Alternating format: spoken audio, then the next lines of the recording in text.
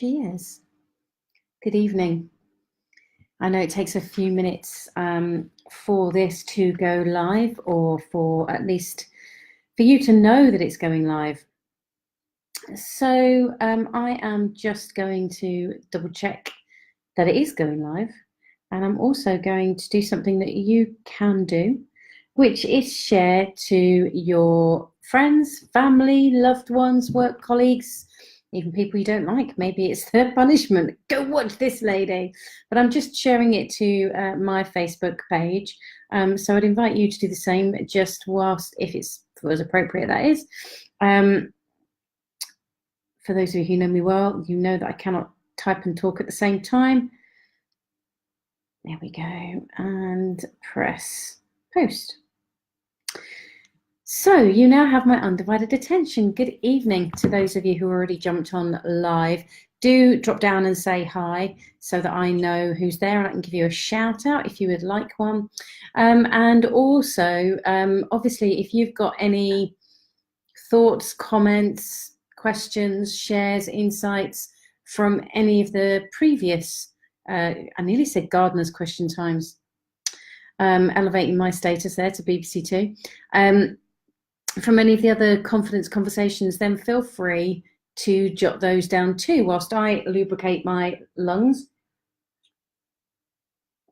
and share a bit of messy bliss with you. For those of you who are watching on the recording, this wave is just for you. But please do join and drop down. You can drop down and comment at any point as if you were watching live. Please don't wait for me to invite you to type. If you've got something that you want to share, then please do so. I've just realised I haven't got the right page open either. Bear with me. Thank you very much. And yeah, just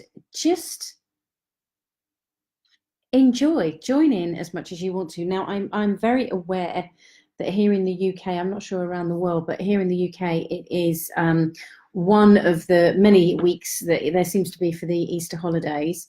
So I know that tends to mean that there's more people away and that people will tend to get this on the catch up. And with that being said, I will say this towards the end of this session, but I'll say it now whilst I remember, that there won't be a confidence conversation next Monday because it is a bank holiday here in the UK. It's Easter Monday. And therefore, I know that very few people will be around, and I'm possibly going to be out and about myself. So therefore, cannot guarantee. I might do an impromptu live from wherever I am. Who knows? But there'll be no specific one. I might just jump on for a bit of fun. So yeah, drop down, say hi, join in the conversation as much as you want, do emojis. In fact, it'll be great to know that you can actually hear me. I know that I could see that it was on, but I didn't actually switch it on, and my thing's on silent, so I wouldn't have heard. But give me a thumbs up or a heart or a yes or whatever it was to let me know that you can hear me okay before I launch full on into this evening's content. Oh, and I've got something to tell you as well. Make sure that you stay on until the end of today. I'm a bit concerned that no one said yes, they can hear me. So I'm just going to check. Oh, hi, Rachel. I'm assuming that you can hear me okay. Lovely. Thank you very much, darling, just as I said that. Yes, I've got something very special to share with you. Hi, Lisa. I've got something very special to share with you at the end. So if you're on the recording, you might want to, thank you, Lisa. You may want to skip ahead, but you'll miss the content. But I've got something that is actually, excuse me, it's a very good job that this isn't smell-o-vision because I ate so much garlic for my dinner. I swear there is not going to be any vampire coming anywhere near me this evening. But yes, there's a special, I've got a special announcement happening at the end of this session today, which I only decided earlier. It will go out to a number of people on tomorrow, Wednesday even. But I've decided to share it with you guys because Well, you're very loyal and you're here and you show up and you share, and so I wanted to share it with you. So hang around, make sure you stay around till the end, and I will share that with you later. I think I've covered pretty much all of the housekeeping. Type whenever you like, do emojis whenever you like. I do recognize that some people are driving, and so don't do emojis if you're driving, or any kind of typing if you're driving or operating heavy machinery. Cheers.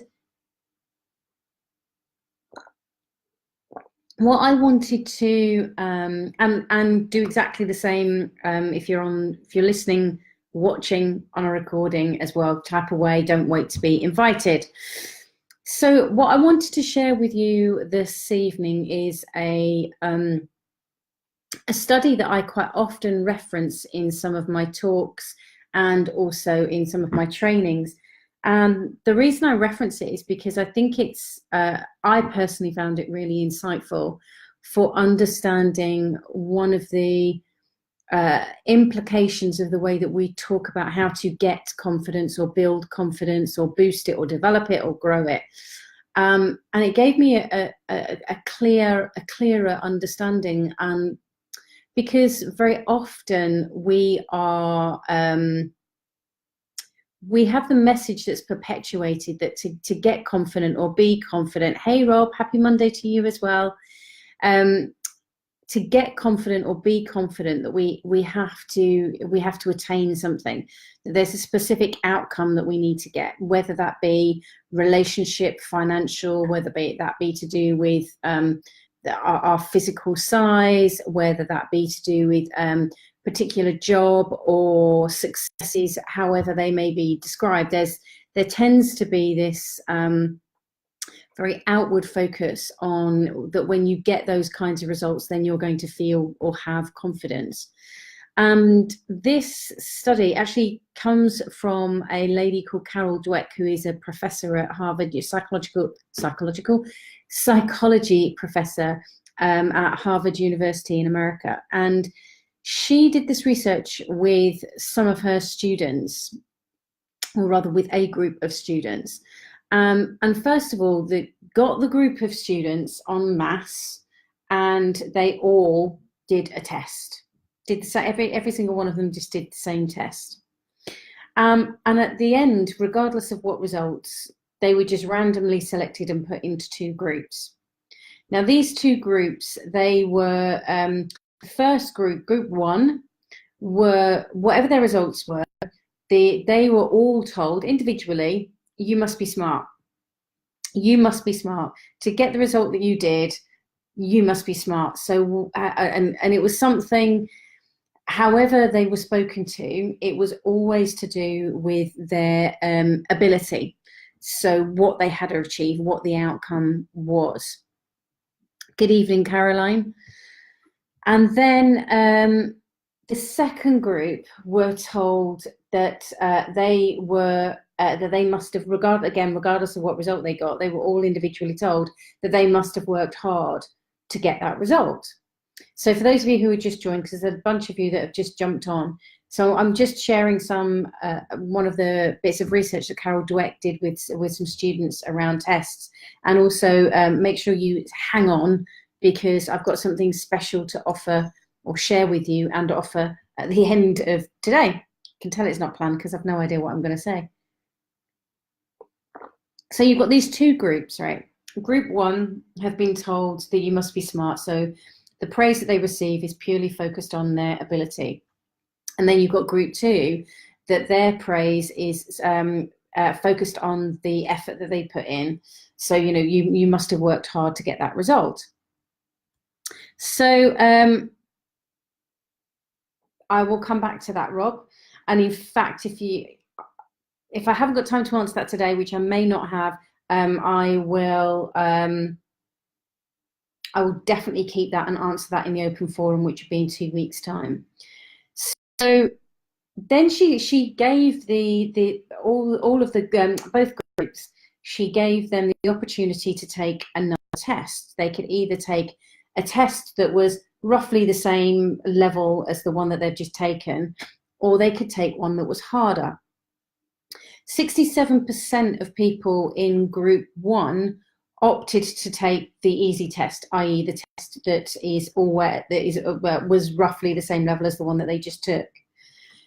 But 92% in group 2 opted to take the harder test. Now, actually what happened is they were all given exactly the same test, which was one that was harder. Excuse me, some of that garlic is repeating. So they were all given a much harder test, or a harder test. What the researchers noticed is that those in group 1 seemed to give up very quickly, and they got frustrated very early, pens down, and just didn't continue. Whereas those in group 2 enjoyed it, and they worked harder and longer. And the difference that Carol Dweck began to notice was that when we solely focus on the outcome, the result, the achievement, for want of a better way of putting it, we're actually less likely to stretch ourselves. We're less likely to believe in ourselves. We're less likely to challenge ourselves, to be tenacious, to believe in ourselves, to be able to do more, really. So the second group, those that were, the focus was solely on how much effort they'd put in, are the kinds of people that then, and bearing in mind, this isn't talking about any of their genetic makeup or even how they were brought up. This was just a mixed bunch of students that were given these two different pieces of information. And the second group then were very much more open to believing in their abilities, believing in themselves, believing that the outcome wasn't important, that what was important, as my maths teacher always used to say, it's not your answer that's important, it's about how you worked it out, and show how you worked it out, show me your effort. And then I can look at that, and that's what I'm interested in, not whether you got the right answer or not. And actually that was really encouraging. Shame I didn't have him for all of my schooling years. Otherwise my maths might be a bit better than it is. But it was that kind of level of encouragement was like, okay, well, my focus was very different. I wasn't focused then on the outcome, and that the outcome had to be a certain way. And that becomes, if I'm only focused on the outcome, it becomes quite binary then. We then get hooked into right or wrong, good or bad, positive or negative. And it's usually the right or wrong side of things, or succeed or fail. It's that side of things that we then hold on to far too much, that can then end up being a dialogue of I've got it wrong, or I didn't get the right answer, or I am wrong, or I'm not right, or however it shows up, that we have this dialogue going on underneath, that we are then not, we're then actually more prone to giving up. Even if we've got the right answer, we're more prone to giving up than we are to challenging ourselves and stretching ourselves. Let me know if this makes sense, by the way. Jump on and give me a little thumbs up, or a comment below if you know that this is making sense, if this is making sense even, because it would be great to know.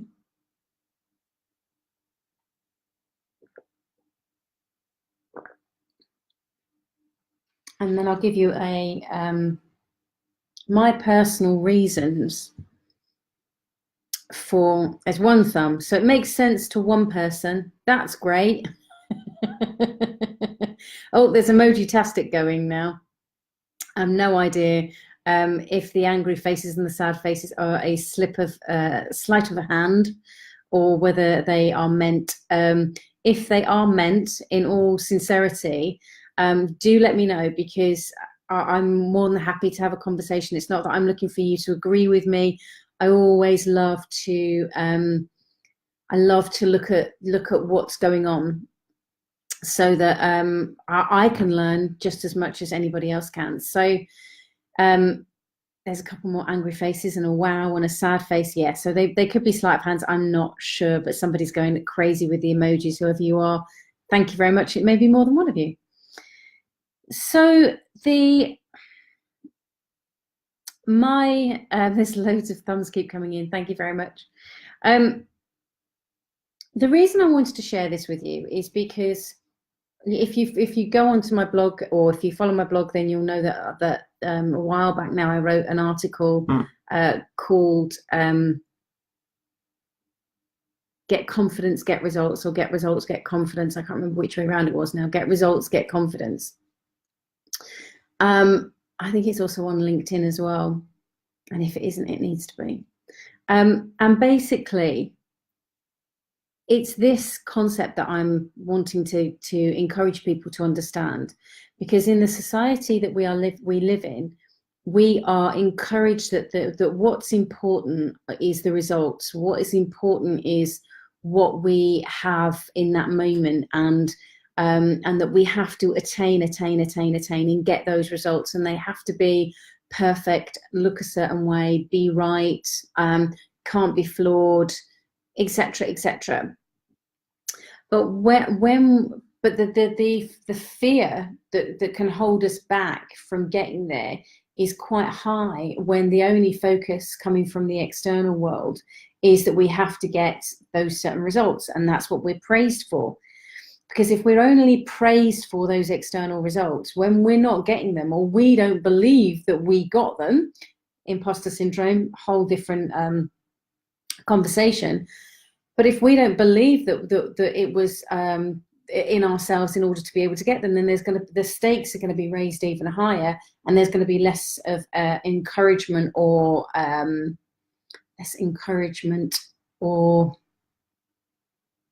desire and drive to be going towards that outcome. Does that make sense? Let me know if you're pressing like, that sounds really wrong, Rob, that you're pressing like a trooper. Thank you, my lovely, I appreciate it. So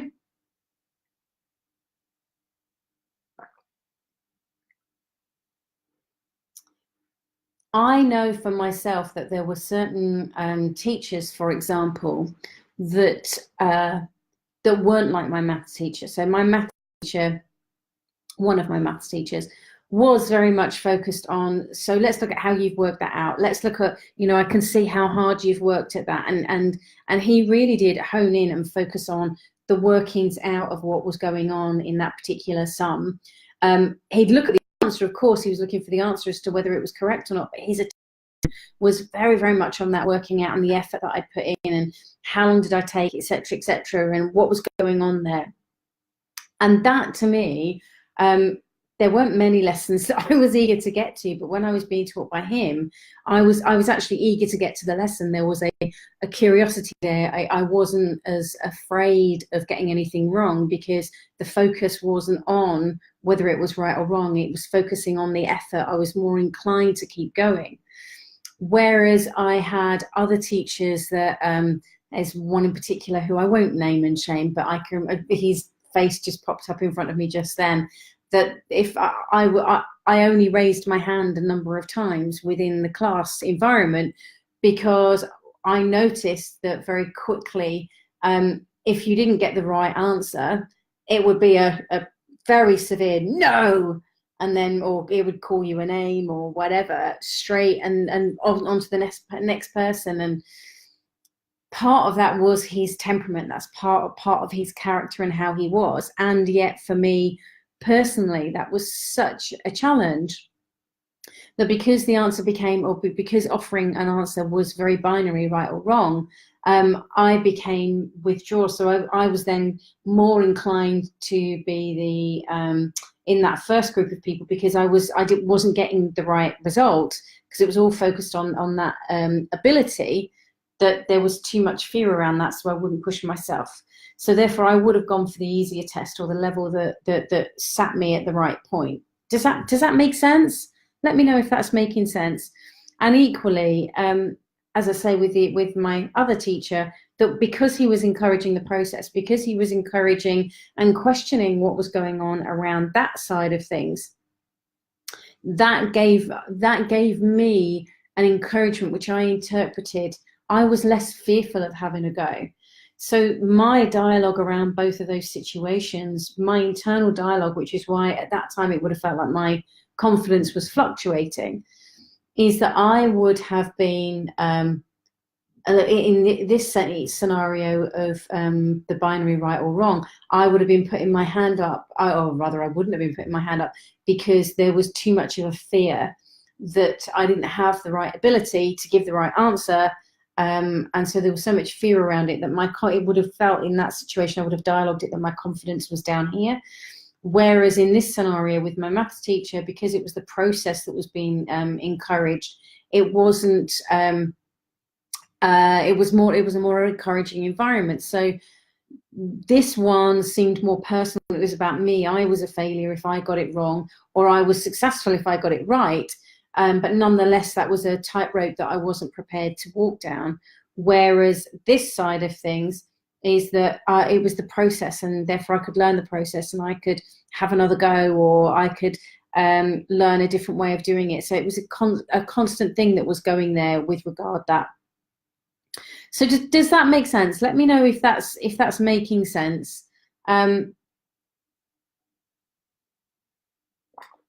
So Rob says, it's like when a human achieves something, we expect to be praised and are disappointed in the end. Praise or not praise, we should be happy with our achievement and not expect others to acknowledge our success.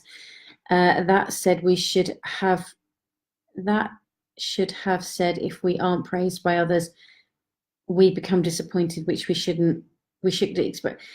So Rob, what I'm actually saying is that it's not just about us giving ourselves credit, or rather than waiting for others. It's about not crediting the ability, but crediting the process. So it's about not putting your attention on the outcome or because if you only put your attention on the outcome. So say, for example, I go to a retreat in Spain a number of times. I've been a number of times over the last couple of years.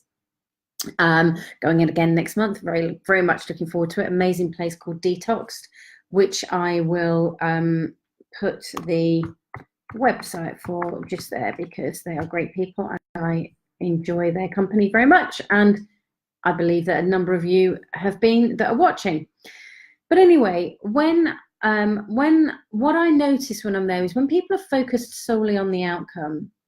So the process there is, it's juicing, it's raw food, it's lots of walking, exercising, meditating, yoga, or equally you can sit around and just recoup and relax and sleep, whatever's the right thing for you. But what I notice is the people that don't tend to enjoy it as much are the ones who have a sole focus. There is a sole outcome of losing weight, for example. And when it gets to the end of the week, if they haven't lost weight, then the dialogue is that they're perceiving themselves as a failure, because they're looking at, their focus is on the outcome. They're not looking at, well, hang on a second, my body's adjusting, I've been juicing, I've done exercises, I've done all these things I have. They're not looking at the process that they've done throughout the whole week. They're just looking on that one outcome, and then they're making themselves right or wrong as to whether they did or didn't achieve that outcome. Does that make it clearer, Rob? Let me know if that makes it clearer. It's not that the outcome isn't important, but when we're so encouraged, so what score did you get, or what was the result, or did you make the sale, or what did it say on the scales, or very rarely will someone say what's in your bank account, but it's intimated in various different ways. So therefore, we need to be very mindful of that. We need to be really aware that for us to have the kind of confidence that we want to have, so that, to me, it's about true confidence, not about faking it, it's not about pretending, it's about being truthful with where you're at. Doesn't mean to say that you then wear a victim badge or any of that kind of stuff either, but it is about being truthful about where you're at. So it's honoring the work in progress. It's recognizing how far you have come. It's celebrating what you have achieved rather than focusing on what you haven't achieved. It's not beating yourself up for where you are, but looking at what you have done. And if you haven't done anything, then take responsibility for that as well. So it's all about looking at the behavioral side of things, the processing side of things, rather than the personal ability. And that way, when you focus in that way, it's going to give you the opportunity to really start to engage with your confidence and access your confidence in a very different way. And that's one of the many ways to be able to have the confidence that you want. Rob says, that makes sense. If you focus on the outcome from day one, you'll cut corners and not fill the goal till it's fullest. Yeah, it's so it's not just about it's about not I can't remember if it was last time or the time before, but it was definitely in the last month. I spoke about non-attachment. This is about, it's not about never having an outcome, because an outcome gives you a direction, and everything actually has an outcome. But when you've got an attachment to the outcome, that it has to be this way, or it's not right, it's wrong. And because we associate so much of that personally, that's what can be tripping us up. That's what's going to be giving us a real challenge. Now, as I said, one of the reasons I wanted to share this with you was because it's, as ever, something that comes up. That looked like I was doing an eye roll, but it wasn't. It comes up over and over again in conversation with clients, and it's something that I have to be very aware of for myself. And it is about checking in. Where are you solely focusing on the outcome and berate yourself if you don't get what you expected or what you wanted? Which sounds like a very spoiled child way of looking at it, but you'll be amazed at the amount of, I know from my own personal experience, I know from my own professional experience, that when we start to really listen to some of the demands that the thinking brain is making, they are not selfless. They are spoiled brat, this is what I want and I'm going to kick off if I don't get my own way kind of statements. It's fascinating. And one of my questions really would be around, do you take any time to acknowledge or celebrate the effort that you put into something, rather than focusing on what did or didn't have, or did or didn't happen rather? So this has been brought to you by, this is one of the many, I was going to say topics, but it's not modules, that's the word I was looking for, in my online course, Leading with Belief. Now, Leading with Belief is actually on sale, as in I slashed the price. And I've done it just because it's spring and Easter, and I fancied doing it because I want to reach as many people as possible. So I've just put the link below. I'm not going to pin it to the top because I want to encourage people to come towards the end and watch the whole of this so that they can get the link and have a look. But if you go to, when you go to the page, you'll see that there is a spring sale. It's exactly the same content. And you'll see that module 3 is actually Get Results, Get Confident. And it's what I've spoken about, but more. So this is literally, gosh, I photocopied a bit of the page today. So I've photocopied half of a bit of a page, which is, I think, 12 pages long. So it gives you a bit of an insight as to how long and how much deeper it goes into. And if you have a look at the page, there's 12 modules. You get lifetime access. There are 6 samples that you can have a listen to. They're all under 3 minutes or 2.5 minutes actually. The longest is 2 minutes and 16 seconds, so it's not going to take up a great deal of your time. But you can have a look at those there. And there's also, if you scroll right the way down to the bottom, she says, as I'm doing that right now, you can probably tell by the way my eyes are flitting across the screen, you can see some of the things like people have said that they liked the tone, the friendly tone of the audio, it was relatable, and the anecdotes which brought the sessions to life. I love the questions posed and the way that they subtly challenge me to think in a different way. The program challenges me to question my thinking and my assumptions. It's great that the course is broken down into modules and that the modules aren't too long. When I have some spare time, I feel like I can do a module or even just one part of a module. It works really well for busy people. And somebody else has said, I like the way the course started and built as it went along. The pace is great. Jules has really got this right. It suits the reflective nature of the content and helped me slow down to really listen. So, as I say, there's no other reason than because it's spring. She says as it suddenly looks like it's going to burst or have an April shower, I suppose. But it's, yeah, no other reason than it's spring. It's only on until the end of this month. You are the first and only people that have access to this. If you want to share the page with somebody else, of course, I'm not going to quibble. Then you're more than welcome to, if you've got a group or if there's people that you work with, or if you want to share it with your boss and say, look, will you sponsor me through this? Then please feel free to. You get lifetime access. You will get your own unique login details. You can download all of the content. There's workbooks there, and you can work through at your own pace. You could, if you wanted to, do it over the Easter weekend. Just saying. Most people, I mean, that's part of what I'm going to be doing this weekend, actually, is studying. But yeah, it's there. It's there for you to have a look at, and it's been reduced down from £97 to £67. So there's 30 quid off. So that's about roughly a third. So just part reading a comment and trying to speak at the same time, and do you know I can't type and talk at the same time? I certainly can't read and type at the same time. Rob says, morbid, but I guess it's a little like human life, haha.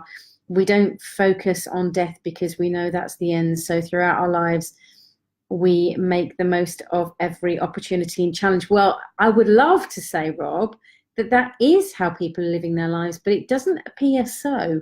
Not because they're focused on death, but I don't think people are making the most of every opportunity or making the most of every challenge. I think it'd be fabulous if we all did and lived that way, and started to look at life in a very different way in that perspective. So my invitation for you is to start you acknowledging what it is that you have. Acknowledge your process, acknowledge the effort that you've put in. You know, even listening to this, I know there are many of you that listen to this every single week. I know, because you tell me. You may not type it in on here, but I get messages about it. I bump into people in the street that say, oh, I watched this, and they quote stuff back. And so I know, recognize that, and give yourself the acknowledgement of that. For example, I know that when I've worked with clients, when I usually work with clients over a 6-month period, and very often, I mean, there's one particular client that's popped into my head that I said to her very recently, okay, I'm just going to give you the scenario of where you are now, and described her life as it is now. And I said, now I want you to think about where you were 6 months ago. If I'd have told that person back there that this is how their life would be, would she have believed me? And she's like, no, there's no way I thought that was possible. And what she'd been doing was saying that she hadn't achieved her goal. She hadn't got the outcomes that she'd set out to get in relation to one particular thing. And I said, yeah, but look at how far you've come. Look at all the other different things. And you could see her kind of suddenly recognizing, and shoulders back, hair comes up, and it's like, oh yeah. And then that's where motivation kicks in, because then people are more inclined, they're more self-inspired to continue that process, to continue going on. So that's one of the reasons why I wanted to share that with you this evening, and give you that spring offer. For those of you that are just joining, then I have got my Leading with Belief online course, which is an audio course. You can download all the audio so you can listen to it whilst you're walking the dog, or at the gym, or I was going to say putting the kids to bed, but that's possibly not the best place to be trying to listen to any kind of audio.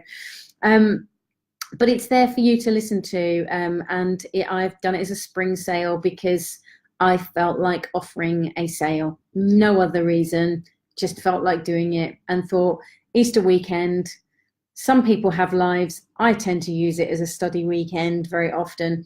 So I just thought I'd offer you guys the same opportunity, but there is no rush. You don't have to do it this weekend. you can buy it now and stash it away for when you know that you've got a bit of time off at another point. That's completely up to you. It's a load of emojis flooding in there. I'm not quite sure what they're for, but thank you. So it's there for you to take advantage of, and I've knocked £30 off so that you can grab yourself a deal. Basically, it's not chocolate. You're not going to smash into it and loads of little fluffy bunnies coming out or anything like that, but it's an Easter offering, if you want to look at it in that way. It's a spring celebration. It's a way of me being able to give you some deeper content and accessing deeper content whilst I am still in the process of doing, I've got 3 other big projects at the moment. So whilst I'm doing that, I want to give you some other bits that you can get your teeth into and be moving along even faster. So I'm hoping that you have found this evening of value. Let me know if you have. For those of you who have made it all the way to the end, then well done. Those of you who are just joining, hello. And for those of you who are watching on the recording, hello. This evening was all about you having ways for you to be able to get the confidence you want. And in a nutshell, that summary of that, if you haven't watched all of it, I really would encourage you to go back and to listen to the study as to where this has come from. But to look at celebrating your process, celebrating your efforts, celebrating your achievement, your step-by-steps that you're taking, rather than just focusing on a binary success or failure. Celebrating all those little steps along the way will give you far more motivation and confidence. It won't give you confidence, but it'll help you start thinking in a different way so that you can access even more of your confidence. So that looks to be no more comments there. There was a whole bunch of emojis that went through as I was doing that, so thank you very much. I've overrun, as I thought I would this evening. Rob, that question that you posed earlier, I will grab that later and I will put it on for the open forum, which is on in 2 weeks' time. Next week is a bank holiday here in the weekend in the UK even. It's a long weekend is what I was saying, or thinking. So please do make sure that you signpost it for 2 weeks' time, because of it being a bank holiday next weekend or next Monday, I won't be here. So the confidence conversation won't be here. So hopefully in 2 weeks' time, I will have my ability to be able to string a coherent sentence together. Have a great week yourself, Rob, as well. Thank you. And I look forward to catching up with you in 2 weeks' time. Have a great couple of weeks. Take care. Bye now.